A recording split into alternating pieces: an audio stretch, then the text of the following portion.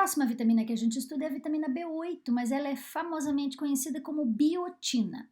A biotina, você também já deve ter ouvido falar, ela está em muito suplemento alimentar e ela está em muito cosmético também, né? Cosmético para o cabelo, para as unhas, porque a ação da biotina, dessa vitamina que quando foi descoberta, quando foi analisada em laboratório, ela foi chamada de vitamina H. Depois disso ela se descobriu, né, fazer parte do complexo B. Ela se chamou como vitamina H de uma palavra de alemão chamada Haut, que significa pele. A ação da biotina, ela se dá muito na produção, então, de glândulas sebáceas, na pele, nos chamados anexos da pele. Nos cabelos, então, a questão dos folículos capilares, ela é responsável pela saúde da nossa pele e das chamadas glândulas anexas à pele, as glândulas de suor, as glândulas de gordura, né, as glândulas sebáceas. Ela é uma coenzima, ela trabalha em reações de carboxilação, então ela é um carregador de dióxido de carbono, ela é um carregador do famoso CO2 dentro das células e ela é absolutamente indispensável em nossa alimentação. Os animais não são capazes de produzir, mas ela é sintetizada tanto por bactérias lá no nosso intestino quanto por vegetais e vegetais que a gente come quando come cru. Assim como todas as vitaminas do complexo B, elas são hidrossolúveis, a gente elimina elas pela urina, elas são também termolábeis, termossensíveis. Então, de fato, a cocção prejudica a permanência da vitamina B no alimento, de todas elas do complexo B. Então, o ideal é que a gente cozinhe muito poucos vegetais, o mínimo necessário. Quando um vegetal é muito cozido, é cozido em água de imersão, colocado lá dentro da panela com água, bastante água, e cozido lá dentro, a gente não consegue absorver, a gente acaba danificando toda a vitamina D, porque ela é bastante sensível a altas temperaturas. Então a gente perde ela nesse processo de cocção. Quando a gente come o alimento cru ou muito pouco cozido, que não atingiu altas temperaturas, a vitamina B, todas elas são preservadas. Então a vitamina B8, biotina, tem uma ação mais famosa aí na saúde, né? Nessa questão da preservação da saúde dos cabelos, da saúde das unhas, das glândulas. Uma vitamina que eu quero gastar um tempo especial de fato falando é a vitamina B9 ou o famoso ácido fólico. Gente, ácido fólico é uma vitamina, vocês devem saber, quem já teve filho ou mesmo quem não teve filho já deve ter ouvido de algum médico a importância do ácido fólico para a mulher que quer ter filhos, que está gestante ou que tem interesse em engravidar. O ácido fólico, ele é uma vitamina extremamente importante para a gestação. Ela é responsável pela chamada formação do tubo neural, que é aquela estrutura embrionária que dará origem ao sistema nervoso central do bebê. E então o ácido fólico participa dessa formação celular inicial que se dá até as 12 semanas da gestação, para a formação então do que será o cérebro do bebê. 12 semanas é muito pouco, é o comecinho da gestação. Muitas de nós descobrimos a gestação com 7, 8, 9 semanas. Isso quer dizer, a formação do tubo neural do bebê já está praticamente pronta. Com 12 semanas, esse processo embrionário da formação do tubo neural já está quase no fim. E se não tiver ácido fólico na dieta da mulher e ela, na formação do tubo neural, na ausência de ácido fólico ou com carência de ácido fólico, pode gerar um problema de formação de tubo neural que pode levar, inclusive, a doenças graves neurológicas e, inclusive, ao atraso no desenvolvimento intelectual dessa criança. E daí? Por isso que os médicos, ao descobrirem que a mulher está grávida, o ginecologista, quando recebe o exame, quando a mulher vai lá com o exame se consultar e o exame de gravidez deu positivo, a primeira coisa que ele já pensa é na suplementação de ácido fólico. E é assim que deve ser mesmo. O ácido fólico tem que fazer parte da vida de todas nós mulheres na gestação e as mulheres que têm interesse em engravidar ou que correm o risco de engravidar. Você pode até não estar planejando ter filhos, mas se existe uma remota possibilidade de você tê-los, esteja com a dieta em dia em vitamina B9 ou ácido fólico.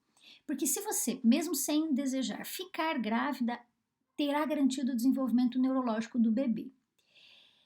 Há algumas doenças, vocês têm alguns slides aí para frente mostrando, aí, a partir do slide 30 mais ou menos, uma doença muito triste formada no cérebro do bebê que às vezes é incompatível com a vida, a gestação não continua, ou a criança nasce com gravíssimos problemas, às vezes não consegue sobreviver, pelo simples fato de uma mãe não ter ingerido quantidades adequadas de ácido fólico na gestação.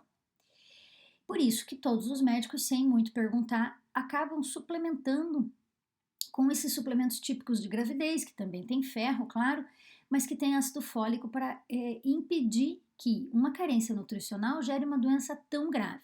As doenças mais relacionadas com deficiência de vitamina de ácido fólico, da B9, é a espinha bífida e a mielomeningocele. São duas doenças graves, se você ir aí para os slides mais para frente você vai verificar.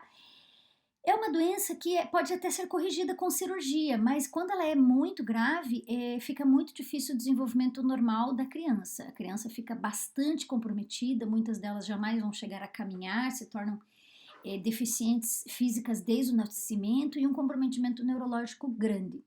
Hoje já tem cirurgias modernas para corrigir essas doenças, inclusive cirurgias intraútero, né, de mães que conseguem operar a coluna vertebral do bebê. Então, quando a gente chama de espinha bífida, o problema se dá sim na coluna vertebral, onde dentro está a medula espinhal da criança, e corrigir isso antes do parto, dentro da barriga da mãe, e que a criança sim desenvolve-se muito melhor quando faz a cirurgia. Então, há casos operáveis e há casos muito mais graves. Claro que para aula a gente sempre traz os slides mais feios, né? Os casos mais graves não estão nas ruas, estão na literatura, estão sempre nos livros. E há casos bem mais leves, onde a criança caminha, tem um desenvolvimento normal ou até um pequeno rebaixamento intelectual, mas não chega a ser nada que incompatibilize, que alfabetize, que essa pessoa seja autônoma, tenha um trabalho, tenha um emprego na vida adulta, por exemplo. Então, o ácido fólico ou vitamina B9, ou ainda chamada de folacina, ela é encontrada também nos vegetais verdes escuros. Tem grandes campanhas em vários países do mundo sobre a ingestão adequada dessa vitamina, desse nutriente, para prevenir essa doença, então, que pode acontecer em qualquer mulher que na idade fértil esteja com essa vitamina faltando e aconteça de ter uma gestação. A maioria das gestações não são planejadas, isso não precisa ser necessariamente um problema, mas devemos cuidar com a alimentação. Então, eu costumo brincar com as alunas, com as meninas, se você está em mercado de trabalho, consuma vitamina de ácido fólico, consuma vitamina B9. Mesmo que você não planeje, é bom não brincar com essas coisas. Você tem aí alguns slides até em espanhol, eu gosto de trazer umas informações em inglês e em espanhol para dar uma animada, para a gente falar um pouquinho de inglês e de espanhol em sala, sobre a importância da vitamina B9, não somente no período gestacional, mas ela trabalha junto com a B12, junto com a vitamina C também, ajudando o corpo na digestão e na utilização, na metabolização de proteínas, na síntese do DNA, lá na divisão celular, né? Quando uma célula se transforma em duas, né? Se divide, o folato ajuda na produção das hemácias. Você vai ver lá no slide 28 quais são os alimentos mais ricos em ácido fólico. Então, o feijão, os legumes, as frutas cítricas e os sucos que são feitos com elas, os chamados grãos integrais, você vai ver aí em espanhol granos enteros, enteros quer dizer inteiros, integrais, sem que ele tenha sido refinado na indústria, né? Hortaliças de folhas verdes, então tá no brócolis, tá no espinafre, tá na rúcula, tá no agrião, mas também tá na carne de frango, ela também tá na carne de porco, também tá no marisco, e também está no bife de fígado, lembra do bife de fígado?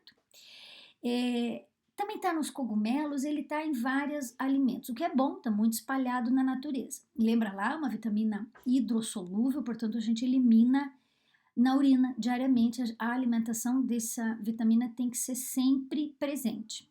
Nos slides seguintes você vai ver casos aí de crianças que nasceram com essa deficiência, e eu trago mesmo isso, mesmo que não seja o foco específico da disciplina, a doença, mas eu trago porque é uma doença absolutamente prevenível por comer direitinho.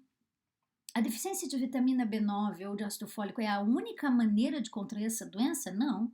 Algumas mulheres terão gestações com bebês com problemas, não porque se alimentaram errado, mas porque desenvolveram outras complicações na gestação. Então, a deficiência de B9 não é a única razão para uma criança ter espinha bífida ou mielomeningocele, por exemplo. Você vai encontrar crianças, assim, 10, 12 anos, portadoras dessa doença, não é só porque a mãe não comeu vitamina B9, não.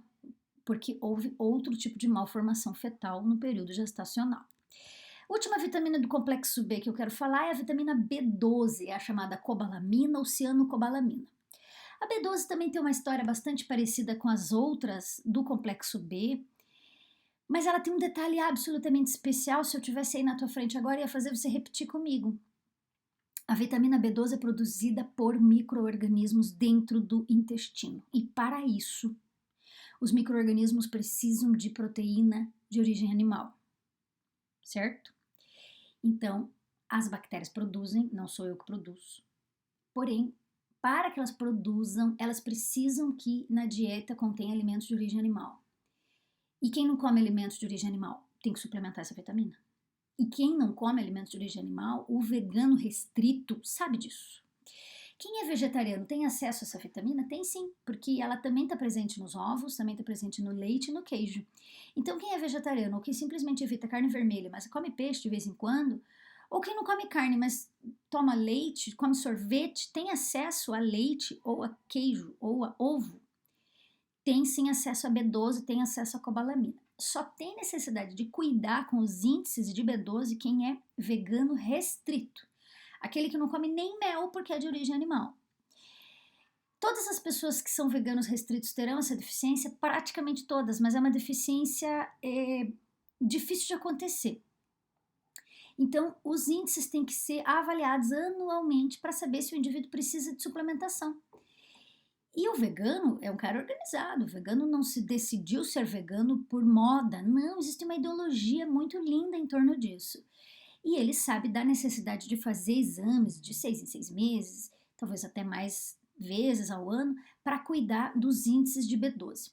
E o vegano não tem problema nenhum em suplementar B12, pois o problema é com alimentos de origem animal, não é com suplementação. E daí, suplementação tradicional de B12 para este indivíduo. Outro indivíduo que nós temos uma preocupação especial com B12 é o paciente que fez a cirurgia bariátrica. Quem faz a bariátrica, as várias técnicas intestinais da bariátrica, absolutamente assim, corta ou costura o pedaço do intestino delgado do duodeno responsável pela absorção da B12. Daí como é que funciona? O indivíduo come carne, come leite, ovos, derivados de origem animal, mas não absorve porque a porção intestinal responsável pelo setor absortivo, ela não está disponível, ela está costurada, ela está desviada de seu circuito de alimento. Porque as técnicas de cirurgia bariátrica têm esse objetivo. Você diminui o tamanho do intestino do paciente para que ele não absorva tanto. E essa é a ideia. O indivíduo come pouco, nem absorve muito bem o que come, e acaba tirando das reservas calóricas as calorias que esse indivíduo precisa. E esse é o objetivo. Vamos pensar numa pessoa que tem que emagrecer 80 a 90 quilos. A cirurgia é fantástica e possibilita essa situação, porque o indivíduo para de absorver tanto aquilo que come pela boca e acaba mobilizando as calorias guardadas em triacilgliceróis, em gordura. Então, não adianta o indivíduo comer B12. Não adianta o indivíduo comer carne, leite, ovos, porque não vai absorver, porque cortou fora aquele pedaço. E o que a gente faz com esse caso? Primeiro a gente monitora, porque nem todo mundo vai ter grave deficiência, porque as bactérias estão lá produzindo a B12. E se esse indivíduo tiver deficiência de B12, a gente prescreve injeção de B12, e daí ele vai tomar injeção intramuscular de vitamina B12. Não tem problema nenhum com isso. E quem faz a bariátrica, se precisar tomar uma injeção por ano, eu acho que isso não é tão problemático. Mais legal é os efeitos para o emagrecimento que essa cirurgia possibilita para o paciente. Então, a vitamina B12 é produzida por micro-organismos, ela é necessária para os humanos em muito pequena quantidade, nós estamos falando em microgramas. Observe que eu não entrei no mérito das necessidades dietéticas diárias de nenhuma das vitaminas do complexo B, por exemplo, porque de fato são microgramas, são quantidades ínfimas. Por isso que a grande maioria de nós não apresenta deficiência, mesmo que coma tudo errado, né? E não há necessidade de vocês decorarem esse tipo de informação. Essa proteína, então, essa vitamina, então, é bastante importante. Ela é produzida pelas bactérias e é absorvida lá no lume intestinal, e ela é uma coenzima da síntese de DNA, dos chamados ácidos nucleicos. Então, ela faz sua função lá dentro dos núcleos das células. Ela é responsável pela formação, por exemplo, dos glóbulos vermelhos, das hemácias, impedindo as anemias. Várias das anemias graves se dão por falta de B12. E não por falta de ferro, né? A anemia mais comum é por falta de ferro, a gente vai falar dela quando a gente falar sobre o ferro, mas há anemias por diversas outras razões.